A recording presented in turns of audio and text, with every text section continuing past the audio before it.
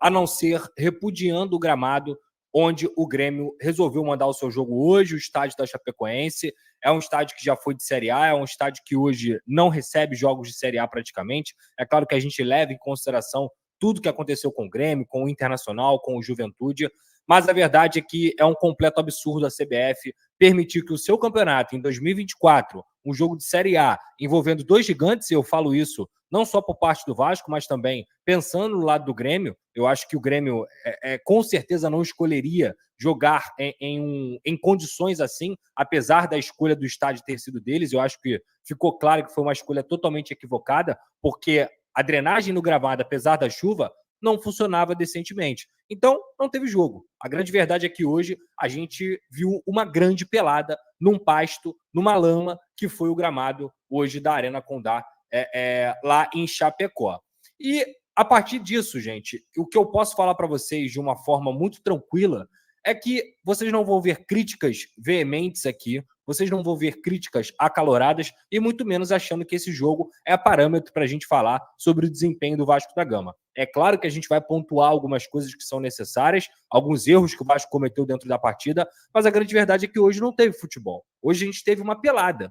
Vasco e Grêmio hoje foi uma grande pelada. E uma pelada de mau nível, uma várzea de mau nível, uma várzea que foi na lama, num pasto que se tornou o gramado da Chapecoense hoje. E para ser muito honesto com vocês, eu não tenho a mínima coragem de fulano é uma merda, fulano não sei o quê, o Paiva não entende nada. Isso não vai acontecer no canal do Pedrosa hoje, muito pelo contrário. Eu tenho que ter muita consciência, e eu sempre falo isso, que não só pela lama, pelo pasto que aconteceu hoje na Arena Condá, mas também eu tenho que ter muita consciência de tudo que vem acontecendo nos gramados péssimos que vem protagonizando o Campeonato Brasileiro. A Arena MRV é horrível, o Mané Garrincha é horrível, o Mineirão é horrível. Aí você olha também, hoje, o que aconteceu por essa condição terrível, não tem como ter jogo. A verdade é que a CBF não deveria nem deixar ter jogo numa condição de gramado como essa, mas a CBF não parece muito preocupada com o próprio produto dela, muito pelo contrário,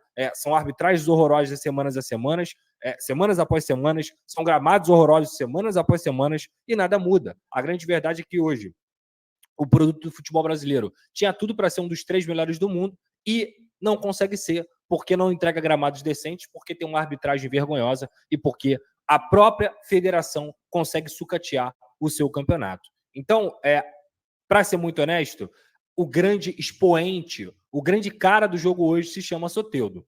E eu falo sobre o Soteldo porque o Grêmio ele conseguiu se adaptar melhor às condições do jogo. O Grêmio entendeu que ele não poderia jogar pelo chão, digamos assim, e sim com lançamentos, e sim com bola na área, e sim com jogadas pela lateral para justamente focar nessa bola aérea. E também foi inteligente da parte do Renato, da parte do próprio Soteldo, quando ele encontrou o caminho mais seco do campo para poder jogar. E ali o Soteldo, para mim, ele foi o grande diferencial, porque parecia que ele não tinha sentido o jogo, parecia que ele não tinha sentido o gramado, parecia que ele estava jogando num campo liso, num campo perfeito, e ele jogou muito hoje. Eu digo isso porque no primeiro turno, para quem se lembra, foi o primeiro jogo do Vasco no Campeonato Brasileiro, o Soteldo jogou em São Januário e até domínio ele estava errando.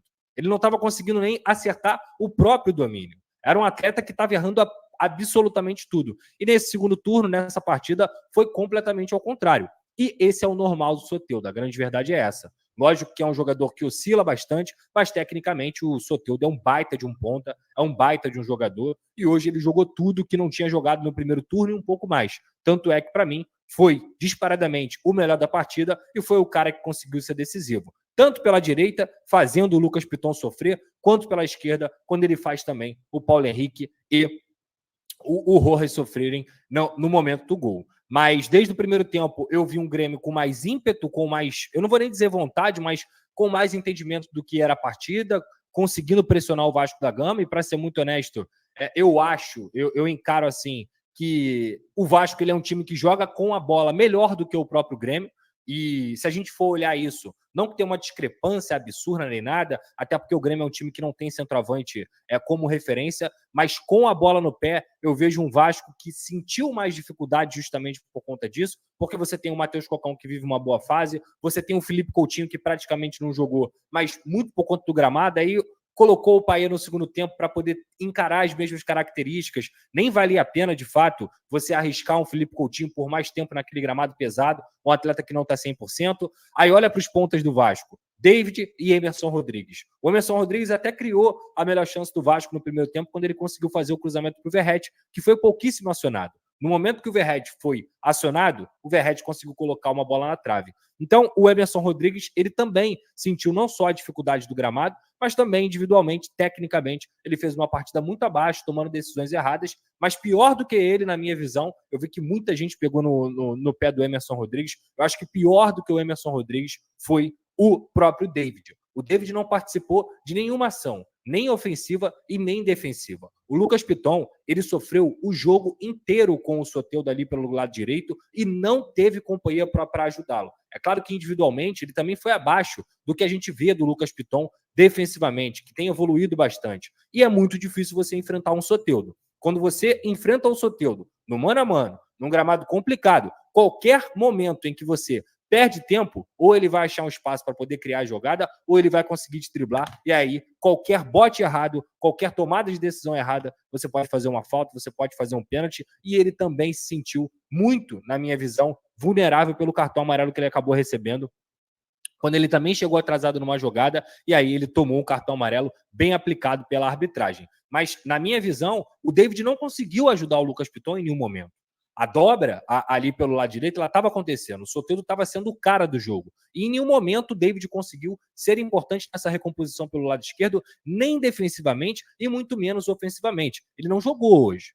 Ele não jogou. Repito, muita gente falou do Emerson Rodrigues hoje, e eu sou um cara que, em diversos momentos, defendi o David por conta da efetividade dele. O David tem 10 participações em gols no ano. É um número, para mim, considerável, falando sobre um ponta, digamos assim, num time que é o Vasco, que é um time limitado, mas hoje o David fez uma partida bem pior do que o próprio Emerson Rodrigues, que também fez uma partida ruim, mas repito, isso tudo também tem a ver com a questão do gramado. O David carrega muito a bola, o David é um jogador forte, que faz parede, que gosta dessa progressão com a bola, que tem essa arrancada, e hoje se tornou praticamente inviável. Mas quando eu critico o David, também tem a ver com a questão da postura defensiva. Pelo menos o entendimento tático tem que acontecer.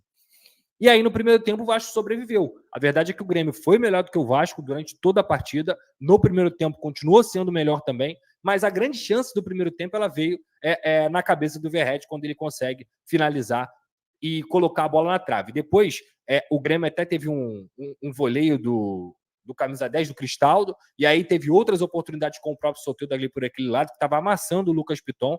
Enfim, o primeiro tempo foi realmente de sobrevivência e de um entendimento, na minha visão, de um time que tinha que se adaptar melhor à condição do gramado.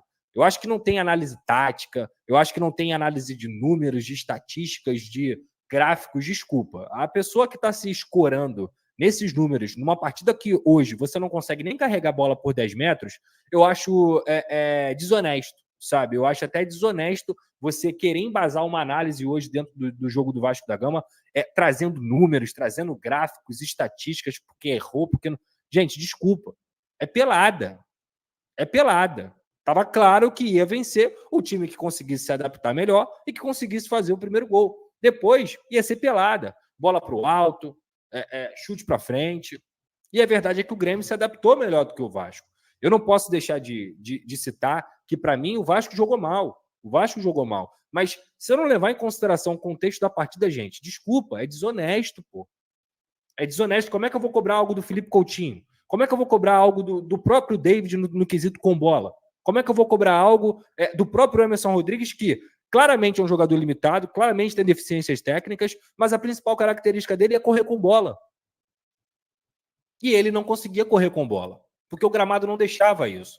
O Cocão não fazia as transições. O Hugo Moura, que é um cara também que faz boas transições, não conseguia fazer. Paulo Henrique e Lucas... Então, portanto, galera, você conseguiu acompanhar nesse momento a análise do Pedrosa relacionada ao jogo do Vasco, que perdeu por 1-0 na Arena Condá. Como ele mesmo falou, realmente eu concordo muito com a análise dele. Eu sempre gosto bastante da análise dele, mas ele falou realmente uma parada muito interessante. É que não teve jogo, cara. Não teve jogo realmente. Foi bastante complicada a situação.